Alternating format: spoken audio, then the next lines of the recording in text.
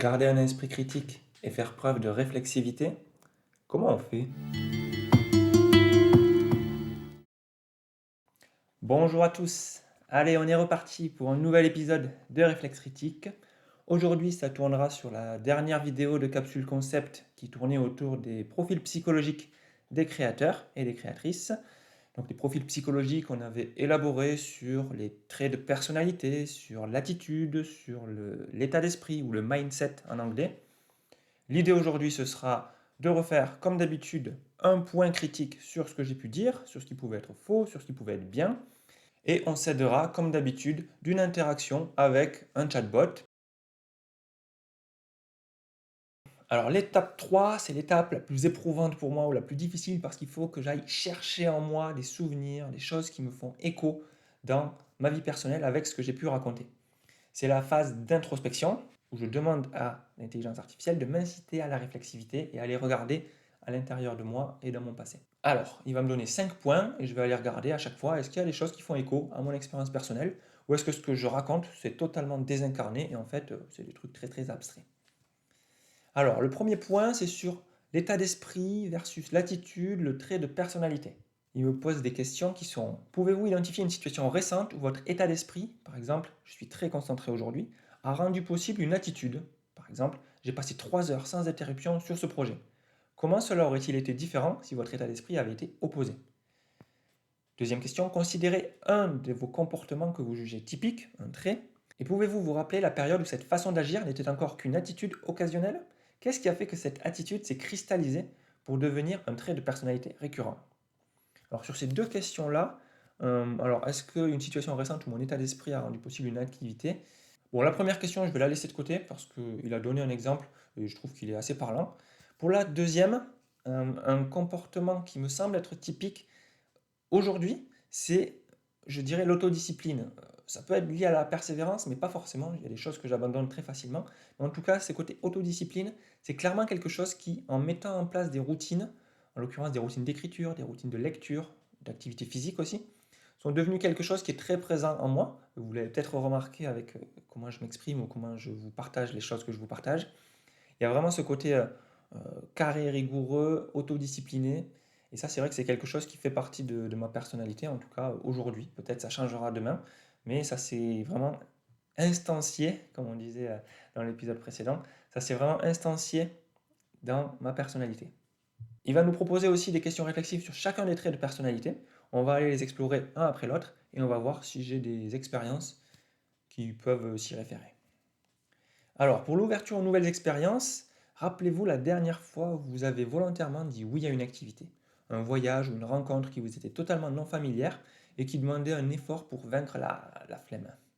Quel est le bénéfice inattendu en termes d'idées ou de perspectives que vous en avez tiré?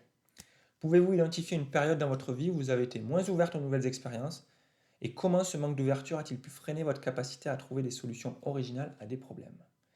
Alors pour la première, la dernière, la plus récente, évidemment c'est très situé dans le temps, où j'ai dit oui à une activité, c'est une collègue qui m'avait partagé un événement qui était autour de la décroissance prospère. Bon, ça vous parle ou ça vous parle pas, mais j'ai beaucoup hésité parce que ce terme-là, il me semblait être connoté négativement et je me disais, ouais, je vais y trouver plein de gens avec qui j'ai pas forcément envie de discuter.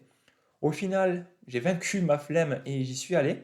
Et la journée était très agréable. Il y avait des ateliers, il y avait des conférences. C'est des choses, moi, des activités qui m'intéressent évidemment. Mais vraiment, il a fallu faire ce travail de organiser mon planning pour cette journée et aussi me dire à l'intérieur de cette journée qu'est-ce que j'ai envie d'y vivre, alors que j'aurais pu juste dire oui, vas-y, j'y vais et on verra bien ce qui se passe.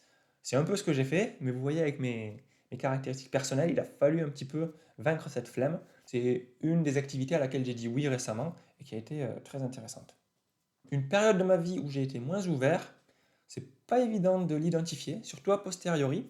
Je vous retourne la question, je vous invite à y réfléchir.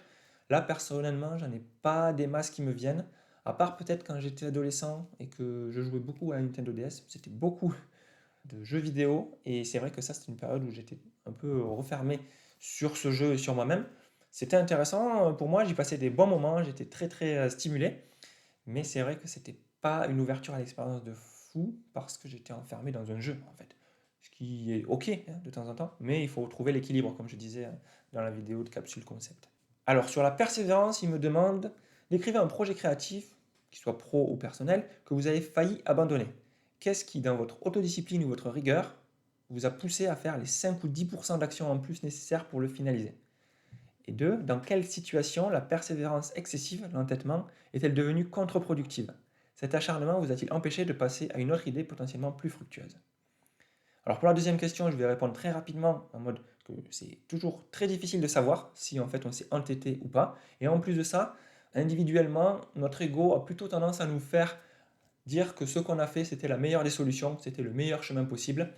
Donc ça va être très difficile d'en retrouver.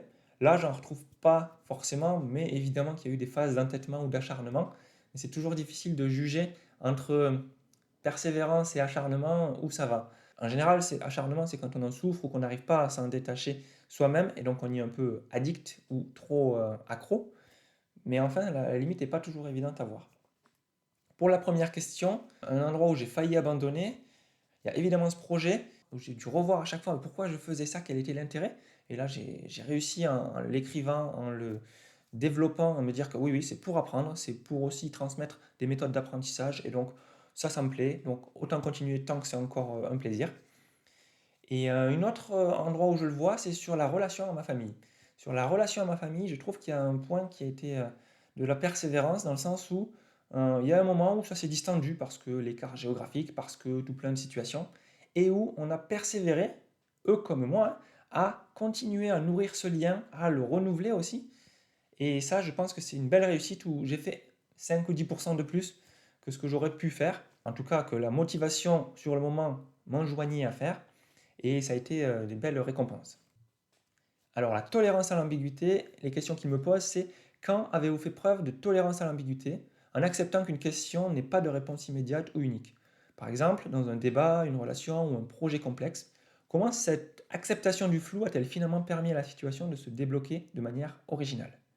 Et à l'inverse, décrivez un moment où le besoin de rationalité froide ou de clarté absolue, le refus de l'ambiguïté, a tué une idée créative dans l'œuf car elle vous semblait trop incertaine ou non figée. Tolérance à l'ambiguïté en acceptant qu'une question n'ait pas de réponse immédiate ou unique. Sur ce point-là, dans beaucoup de discussions que j'ai pu avoir avec des proches, il y avait beaucoup de fois où j'avais une forme de rectitude mentale parce que la clarté du langage est un point important pour moi. Et c'est vrai que depuis quelque temps, ou dans certaines situations, j'arrive de plus en plus à naviguer de manière fluide.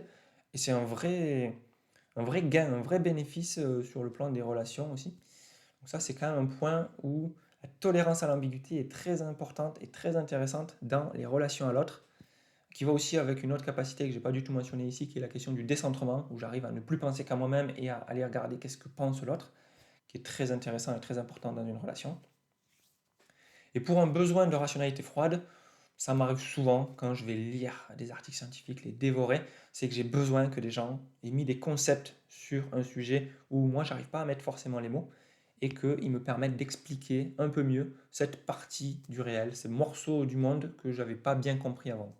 Donc ça, c'est les moments où j'en ai besoin. Et on a aujourd'hui tout plein de disciplines scientifiques qui se développent et qui nous permettent aussi d'appliquer cette rationalité froide. Alors c'est un peu connoté négativement à ce terme, mais vous avez compris que c'est appliquer une forme rationnelle d'étude du réel. Alors pour la prise de risque, avez-vous déjà pris un risque social, par exemple exprimer une opinion impopulaire en réunion ou lancer une initiative non conventionnelle pour faire avancer une idée créative? Quel a été le coût potentiel ou réel de cette action et le bénéfice en valait-il la peine? Envisagez-vous un projet créatif qui serait actuellement freiné par la peur de la perte, que ce soit du temps, de l'argent, de la réputation? Que vous faudrait-il accepter de sacrifier personnellement pour que cette ambition puisse se réaliser? Question vraiment pas évidente la deuxième. Pour la première, sur un risque social que j'aurais pris, j'avoue que de plus en plus maintenant, j'ai tendance à me définir comme iconoclaste. Je ne prends pas la fan attitude, enfin j'essaie en tout cas, de ne pas idolâtrer les gens. Et du coup, ça, c'est vrai que ça peut m'arriver du coup d'avoir un écart par rapport aux attitudes des autres quand je me retrouve à dire ouais, cette personne, je n'ai rien à faire, ou juste je suis indifférent. Ce qui est la plupart du temps vrai, mais pour des gens qui sont attachés émotionnellement, qui ont presque une relation avec leur idole, leur fan, leur icône, eh bien, c'est vrai que ça peut trancher, et c'est une forme de risque social que j'accepte, mais qui est présent. Et le coût, c'est soit juste de la gêne ou une forme de bizarrerie et un regard de l'autre qui est un peu jugeant, mais c'est pas très grave. Enfin, en tout cas, j'arrive à accepter celui-ci. Et ça, c'est le risque que je prends, mais pour aussi avoir une forme d'autonomie de pensée, qui est quelque chose qui est satisfaisant par ailleurs. Pour le projet créatif figé, je ne vais pas développer ici. J'avoue que j'ai rien qui me vient là tout de suite. Alors, pour le psychotisme, décrivez un moment où vous avez volontairement laissé la frontière entre la réalité et la fiction être floue, en lisant un roman, en rêvant, en imaginant des scénarios de si seulement, et où cela a abouti à une idée concrète et utile pour votre vie réelle. 2. Pensez-vous parfois que le fait de rêver en couleur ou de trop penser à des choses inutiles, cultiver le psychotisme, vous fait perdre du temps ou vous rend moins efficace dans la vie quotidienne? Quel est l'équilibre que vous devez trouver? Alors pour la première question, laisser volontairement la frontière entre réalité et fiction floue, ça c'est quelque chose qui m'arrive souvent, j'en ai déjà parlé je pense, sur le moment d'endormissement ou le moment du réveil où on est encore un peu la tête un peu embrouillée. Ça, c'est des moments où ouais, la réalité et la fiction se confondent un petit peu. Moi, ça m'arrive très souvent de prendre des notes à côté pour justement essayer de le garder. Et c'est un moment où ouais, c'est intéressant. À l'endormissement ou au réveil un peu brumeux qu'on a quand on n'est pas encore tout à fait réveillé. Pour le fait de rêver en couleur ou de trop penser à des choses, je pense que ma personnalité et les actions que je mets en place ces derniers temps, c'est pas du tout le projet, c'est pas du tout une trop grande propension au rêve, à l'imaginaire, à faire les choses improductives ou inutiles. J'essaie de me trouver les moments pour le faire parce que j'ai pas envie d'être dans une démarche ultra productiviste. Mais du coup, non, ça m'arrive pas trop ça. L'individualisme, rappelez-vous la dernière fois où vous avez pris la décision consciente de vous extraire du groupe ou de privilégier votre réflexion solitaire pour élaborer une idée. L'idée obtenue était-elle significativement plus originale ou plus forte que si vous aviez suivi l'avis majoritaire? Et 2. L'individualisme peut être vu comme de l'égoïsme. Dans votre expérience, dans quelle mesure le fait de prioriser vos propres besoins créatifs sur ceux des autres a-t-il créé un conflit ou une tension dans votre environnement social ou professionnel? M'extraire du groupe pour privilégier une réflexion solitaire, ça c'est quelque chose que je fais assez souvent. Ça colle à peu près à mes traits de personnalité et à comment j'apprécie me lier et me relier avec les autres, avec une certaine distance ou en tout cas avec une fréquence qui me convient et qui est peut-être moindre par rapport à beaucoup d'autres gens qui ont besoin de voir des gens, qui ont besoin d'aller voir à l'extérieur et d'aller rencontrer. Pour la question des idées plus originales ou pas, ça c'est pas évident parce qu'il y en a beaucoup que je garde aussi pour moi, dans le sens où je veux pas les montrer ou je les montre qu'à quelques personnes. Et du coup, savoir si elles sont plus originales que si j'avais suivi l'avis majoritaire, je suis pas hyper à même d'en juger. Pour la question de l'égoïsme et est-ce que ça a créé des conflits? Non, jusque-là, j'arrive à trouver un bon équilibre, je trouve, moi, entre m'intéresser aux autres et me replier sur moi-même, ou en tout cas faire des pas introspectifs pour moi-même. Mais c'est sûr qu'il y a des fois où ça peut poser des tensions. C'était plus par le passé, aujourd'hui ça va assez bien, et j'espère que c'est le cas pour vous aussi. Trois et dernier point qui nous mentionne pour m'amener à introspecter, à faire preuve de réflexivité. Identifiez deux traits de personnalité créative qui vous semblent antagonistes dans votre vie, par exemple persévérance et tolérance à l'ambiguïté, ou individualisme et ouverture. Comment gérez-vous activement la tension entre ces deux tendances pour qu'elles ne s'annulent pas? Et deuxième question, considérez l'idée que les traits de personnalité ne sont pas figés. Quels traits créatifs souhaitez-vous développer ou renforcer dans les 5 prochaines années? Quelles attitudes spécifiques allez-vous adopter pour cultiver ce trait? Sur le premier, le trait de personnalité antagoniste que j'ai en moi j'ai beaucoup le trait de conscienciosité. J'ai beaucoup le trait de conscienciosité à vouloir faire les choses de manière très méticuleuse, très ordonnée, très cadrée. Ça va un peu à l'encontre du trait créatif, qui serait celui de se laisser porter, de se laisser aller à la divergence. Mais j'arrive quand même, dans plusieurs moments de ma vie, à avoir cette capacité à me laisser porter, à me laisser aller. Et ça, c'est quelque chose, oui, qui est probablement beaucoup plus présent aujourd'hui que ça n'était avant. C'est intéressant de voir que c'est aussi quelque chose en développement, qui est un parcours personnel, c'est quelque chose en devenir. Et du coup, ça répond un peu à la deuxième question, qui est quel trait créatif j'aimerais développer. Cette capacité à me laisser vagabonder mentalement, on parle des fois de vagabondage mental, à me laisser aller à l'imagination, tout ça, notamment en contexte social, dans un ping-pong, me laisser aller et pas toujours vouloir avoir de la rigueur ou passer du savoir, ce que je fais un peu là et ce que j'aime bien faire de manière générale, hein. J'aime beaucoup enseigner et professer, hein. Vous l'avez peut-être remarqué. En tout cas, c'est voilà, laisser dans les conversations et dans les interactions ce côté un peu fluide et où on laisse voilà, de l'humour jaillir, de la créativité, quelle que soit sa forme.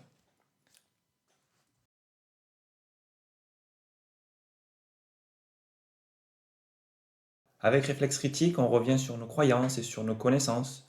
On explore à l'intérieur et à l'extérieur pour révéler nos forces, mais aussi nos erreurs. On met à jour ce qu'on pense pour identifier nos angles morts. Ça, c'est la réflexivité. On reformule et on compare pour juger. Ça, c'est l'art de critiquer. C'est l'art de critiquer. Si vous aimez vous regarder dans le miroir sans détourner le regard, alors à bientôt pour exercer ensemble notre réflexe critique.